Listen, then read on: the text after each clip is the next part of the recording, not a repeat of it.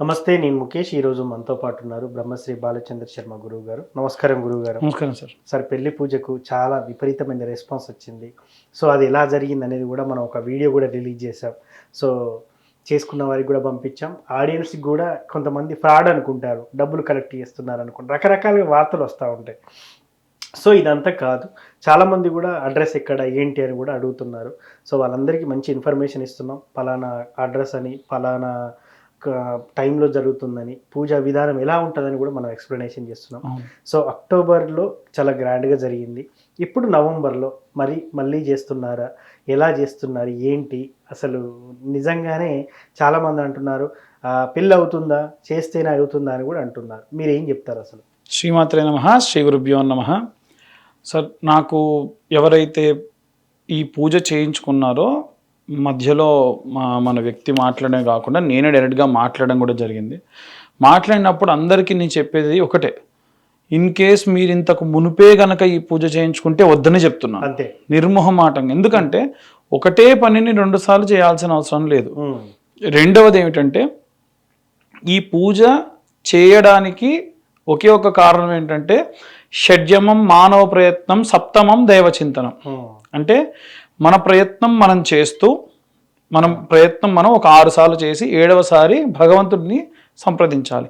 ఇప్పటికే మేము ఆ శాంతులు చేయించాం, ఈ శాంతులు చేయించాం అంటే ఎన్ని పూజలు చేసినా కానీ రిజల్ట్ రానప్పుడు ఆఖరికి చేయాల్సినటువంటిది పాశుపత హోమము. దాని గురించి క్లియర్గా వాళ్ళకి చెప్పడం జరిగింది.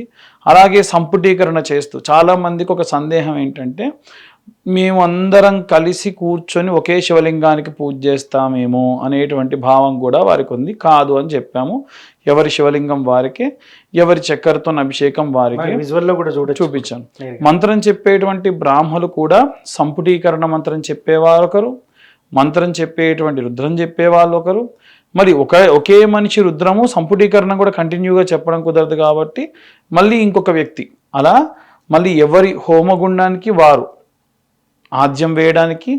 కొంతమంది ఏమైందనంటే, యజమానులు వారే మేమే వేస్తాము, మేము వైశ్యులము, మేము బ్రాహ్మణము, మేము క్షత్రియులము, మేము వేస్తామంటే మీ ఇష్టం అండి అని చెప్పాము.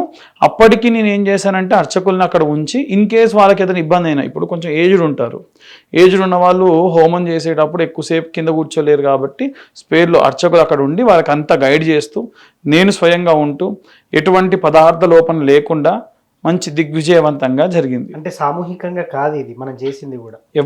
ఎవరి అర్చకులు వాళ్ళకి ఖచ్చితంగా ఉన్నారు. పూజా మంత్రం చెప్పేటువంటి బ్రహ్మలు ఉన్నారు, ఎక్స్ట్రాగా ఉన్నటువంటి అర్చక స్వాములు కూడా ఉన్నారు.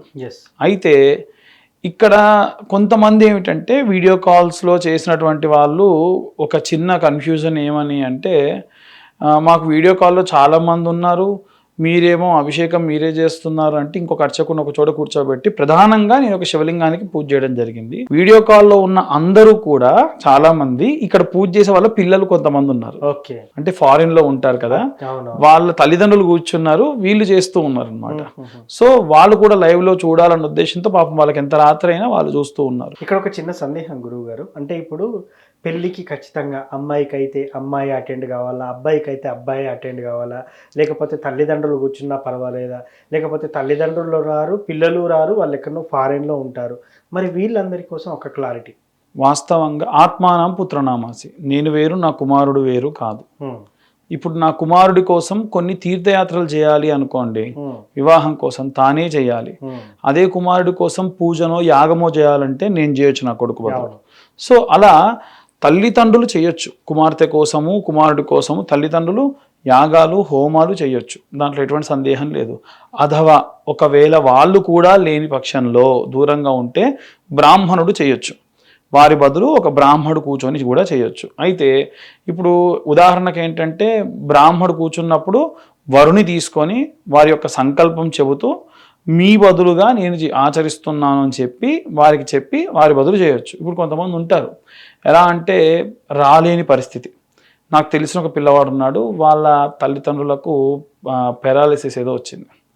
సో నేను ఒకటే చెప్పాను, మీ నాన్నగారు అనుజ్ఞ తీసుకొని, ఇతనేమో ఫారిన్లో ఉంటాడు, మీ నాన్నగారు అనుజ్ఞ తీసుకొని తను ఓకే అంటే చెప్పండి, చేద్దామని చెప్పాను. ఆయన ఏమన్నారు, చేయండి పంతులు గారు, అబ్బాయి వివాహము నాకు ఇలా ఉంది పరిస్థితి, నేను పోయేలోపు నా పిల్లవాడి పెళ్లి చేయాలి. ఎంత దారుణమైన పరిస్థితి అంటే సార్ ఒక్కొక్క తల్లిదండ్రులు అసలు ఒక్కొక్కరిది ఒక్కొక్క ట్రాజిడిక్ స్టోరీ. 30 సంవత్సరాలు వచ్చాయని, ఎంతో ధనం ఉంది, పిల్లవాడు వివాహం కావట్లేదని, ప్రేమించాడు, ఆ అమ్మాయి వెళ్ళిపోయింది, ప్రేమించింది, ఆ అబ్బాయి వెళ్ళిపోయాడు, వాళ్ళ జీవితం వాళ్ళు చూసుకున్నారు, వీళ్ళు మాత్రం అక్కడే ఆగిపోయారు, వీళ్ళ కోసం ఏదైనా చెయ్యండి. ఇలా ఒక్కొక్కరిది ఒక్కొక్క స్టోరీ. ఇంకొకళ్ళు అయితే మెంటల్గా డిస్టర్బ్ అయిపోయిన వాళ్ళు, విపరీతమైనటువంటి స్ట్రెస్లోకి వెళ్ళిపోయిన వాళ్ళు, ఆరోగ్య సమస్యలతో ఉన్నటువంటి వాళ్ళు చాలామంది. నేను ఒకటే ఏం చెప్పానంటే, విపరీతమైనటువంటి బాధలుండి ఈ విధంగా డబ్బులు కూడా వెచ్చించలేని వారికి పుణ్యక్షేత్రాలు ఎక్కడెక్కడికి వెళ్ళొచ్చు ఇంటితో కూడా నేను చెప్తున్నా. నేను ఇంకోటి కూడా ఏం చెప్తున్నాను, దూరంగా ఉన్నారు, చాలా దూరంగా, ఇలా ఎవరో బ్రాహ్మడు కూర్చొని చేసుకునేది కూడా వారికి ఇష్టం లేదంటే ఒకటే చెప్తా, నా దగ్గర చేయించుకోమని నేను చెప్పను. మీ ఇష్టం, మీ దగ్గరలో ఉన్నటువంటి అర్చకులు ఉంటే మీ ఇంట్లోనే మీరు చేసుకోండి, అంతే కదా సార్.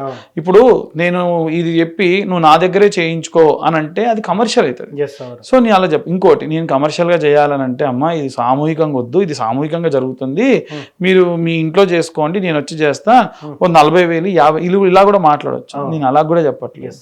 ఒకటి, మధ్యతరగతి దిగువ మధ్యతరగతి కుటుంబీకుల కోసం ఆలోచిస్తూ సరైనటువంటి ధర తీసుకొని అన్ని రకాలైనటువంటి పూజాది క్రతువులు తూచా తప్పకుండా పద్ధతిగా సాంప్రదాయంగా చేసేది చేస్తాం. వారి సొంతంగా వారు చేసుకునేటువంటిది కూడా చేసుకోననే మనం చెప్పాం. కానీ వచ్చిన వారందరూ కూడా సార్, మీరు నమ్మరు, చాలా బాగా చేశారు, మా అమ్మాయికి వివాహం కుదిరితే మీరే చేయాలి వివాహం అని అడిగిన వాళ్ళు కూడా ఉన్నారు. సో అంతే కదా సార్, మనకు కావాల్సింది ఏంటి, ఇప్పుడు నోరు మంచిది అయితే ఊరు మంచిది అవుతుంది. మాకు వచ్చినటువంటి వాళ్ళు నేను ఇది చేసేదానికి కూడా చిన్న స్వార్థం కూడా అదే, ఏంటంటే కుదిరితే నాతో వివాహం, అంటే ఆ వివాహం జరిపేటప్పుడు నన్ను ఒక బ్రాహ్మడిగా పిలిచి వివాహం జరిపించుకుంటే ఇంకో నలుగురికి నేను తెలుస్తా అనేటువంటిది ఒక చిన్న స్వార్థం తప్ప నా దగ్గర ఇంకా అంతేం లేదు. ఓకే, సో మొత్తానికి ఈ నెలలో ఎప్పుడు చేస్తున్నారు ఏంటి? 25వ తారీఖు ఆఖరి మంగళవారం. ఆఖరి మంగళవారం ఎందుకంటే మంగళవారం నాడు మనం చేసినటువంటి కార్యక్రమాలు విశేషంగా సిద్ధిస్తాయి. ఆఖరి మంగళవారం అనేటువంటిది ఎందుకు పెట్టుకున్నామంటే, ఆడపిల్లలు డేట్ ప్రాబ్లంతో ఉండే వాళ్ళు ఉంటారు, వాళ్ళ మదర్స్ కి కూడా ఇబ్బందిగా ఉంటారు కొంతమంది, అందరికీ వెసులుబాటుగా ఉంటుంది. ఈ నెల కుదరలేదా, వచ్చే నెల ఖచ్చితంగా కుదురుతుంది. సో ఇదొక విషయం, ఇది చాలా మందితో మనం డిస్కస్ చేసి, మనం కూడా స్టూడియోలో డిస్కస్ చేసాము, బయట ఉన్నటువంటి కొంతమంది లేడీస్ కూడా డిస్కస్ చేస్తే వాళ్ళు ఏం చెప్పారు, ఫైనల్ గా మీరు మొదట్లో పెట్టినా మధ్యలో పెట్టినా ఇబ్బందే, ఆఖరి వారం పెట్టడం వలన చాలా మందికి ఈ ప్రాబ్లం లో లేకుండా టాబ్లెట్ లాంటివి వేసుకోకుండా వచ్చి పూజలో పార్టిసిపేట్ చేయొచ్చు అని చెప్పిన తర్వాతకే మనం ఈ నిర్ణయం తీసుకోవడం కూడా జరిగింది. కాబట్టి ఈ నెల కాదు సార్, ప్రతి నెల కూడా ఆఖరి మంగళవారం నాడే కార్యక్రమం ఉంటుంది. ఈ కార్యక్రమానికి ఇంతమంది అయితేనే చేస్తానని కూడా లేదు, ఒక్కరు వచ్చినా నేను ఈ కార్యక్రమం చేస్తా, అది ఖచ్చితంగా చెప్తున్నా. సో ముఖ్యంగా పెళ్లి పూజకు సంబంధించి చాలా రకాలుగా చాలామందికి డౌట్స్ ఉన్నాయి, అవన్నీ క్లారిటీ చేశారు. అదేవిధంగా కూడా చాలామందికి ఎప్పుడెప్పుడు డేట్ అనుకుంటూ ఉన్నారు, ప్రతి నెల లాస్ట్ మంగళవారం అని కూడా మనం కంక్లూజన్ ఇచ్చాం. సో చాలామంది ఏంటంటే 100 మంది వస్తారు, 200 మంది వస్తారు, అట్టెట్లా చేస్తారు ఇట్లెట్లా చేస్తారు అంటారు. మనం చేసేది కూడా లిమిటెడ్ మెంబర్సే, 10 మెంబర్స్కి మించి లేదా 11 మెంబర్స్కి మించి లేదా 20 మెంబర్స్ వచ్చినా కానీ అంతకు మించి కూడా చేయలేను సార్. ఎందుకంటే ఇంతమందిని ఆర్గనైజ్ చేయడం కూడా నాకు ఇబ్బంది, మా టీంకి కూడా ఇబ్బంది. So thank you sir, thank you very much. ఒక సంకల్పాన్ని ముందేసుకున్నారు, సక్సెస్ఫుల్గా రన్ చేయాలని కోరుకుంటున్నాను. థ్యాంక్ యూ, ధన్యవాదాలు సార్. సో అదేవిధంగా పెళ్లి కానిటువంటి పురుషులు కానీ స్త్రీలు కానీ అదేవిధంగా పెళ్లి కానటువంటి అమ్మాయిలు కానీ అబ్బాయిలు కానీ ఎవరైనా కూడా, పెళ్లి కానటువంటి అమ్మాయిలు కానీ అబ్బాయిలు కానీ గురువుగారు చేసినటువంటి కన్యాపాశుపత వరపాశుపత హోమంలో పాల్గొనాలనుకుంటే ముందే ఈ కింది నెంబర్తో రిజిస్టర్ అవ్వండి. తద్వారా మీరు కూడా ఆ పూజలో పాల్గొంటే ఖచ్చితంగా 3 నెలల్లో వివాహం కుదురుతుందని గురువుగారు చెప్తున్నారు. సో ఆలోచించేయకండి, అతి తక్కువ మందితో నిర్వహించబోయే ఈ కార్యక్రమానికి ముందే రిజిస్టర్ అవ్వండి. Thank you.